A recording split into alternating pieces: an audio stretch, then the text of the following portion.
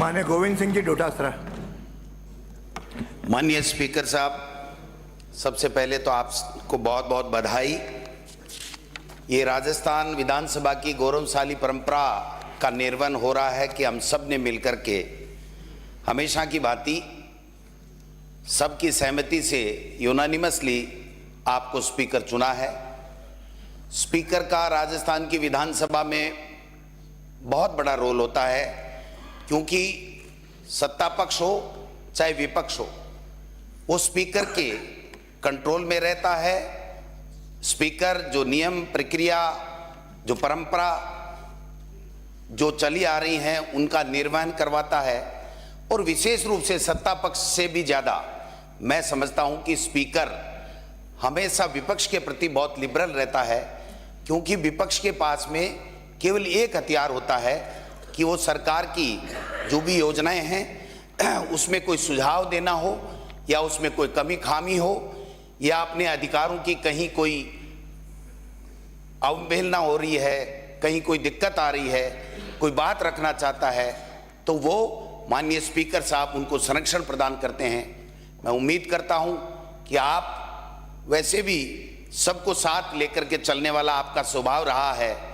हमने देखा है, आप शिक्षा मंत्री के रूप में भी जब थे तो आपके पास जो भी जाता था तो आप सबको सम्मान देते थे।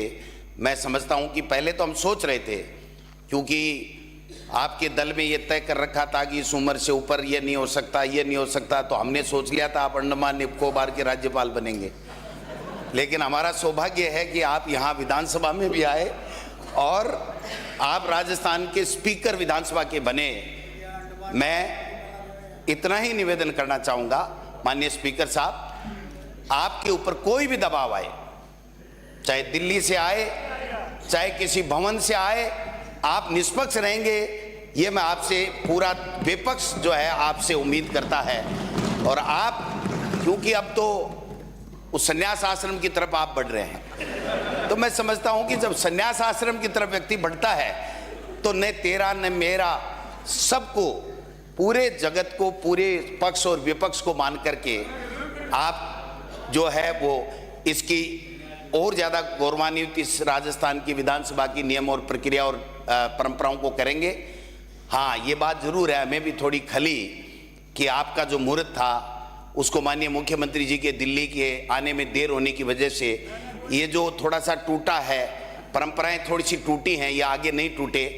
महामहिम राज्यपाल ही विधानसभा का प्रथम सत्र बुलाता है और वो खुद यहाँ पर अभिभाषण देता है। इस परंपरा को भी इसकी बार तोड़ा गया है, हमें ऐतराज है। लेकिन मैं समझता हूँ कि आगे से कम ये जो परंपराएं आज या कल जितनी भी टूटी हैं ये नहीं टूटे, और ये सदन सार्थक चर्चा के साथ में राजस्थान की जनता के मुद्दों पर चर्चा हो, और जो मंथन हो उसमें से अमृत निकले, और राजस्थान की जनता की हम किस प्रकार से सेवा कर सके, पक्ष और विपक्ष मिल करके, ये हम लोग भी प्रयास करेंगे।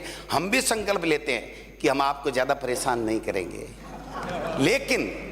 लेकिन पहले जैसे थोड़ा हुआ था पिछले टर्म में, उसमें मेरा और तेरा वहाँ से होने लग गया था, वो नहीं होना चाहिए। फिर मैं आपको विश्वास दिलाता हूँ कि हम सब मिल करके आप एक सम्मान दृष्टि से देखेंगे तो सत्ता पक्ष को भी हम सहयोग देंगे, क्योंकि जो सरकार बन गई वो 5 साल के लिए राजस्थान की जनता ने चुनी है।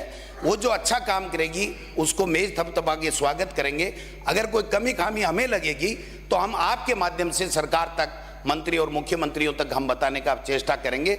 इसलिए आप जैसा वरिष्ठ विद्वान, और क्या क्या कितने अलंकार जितने संस्कृत में, व्याकरण में हैं, वो सब मैं आपको समर्पित करता हूं कि आप बने हैं तो हम सब सुरक्षित हैं, प्रतिपक्ष अपनी बात आराम से रख पाएगा।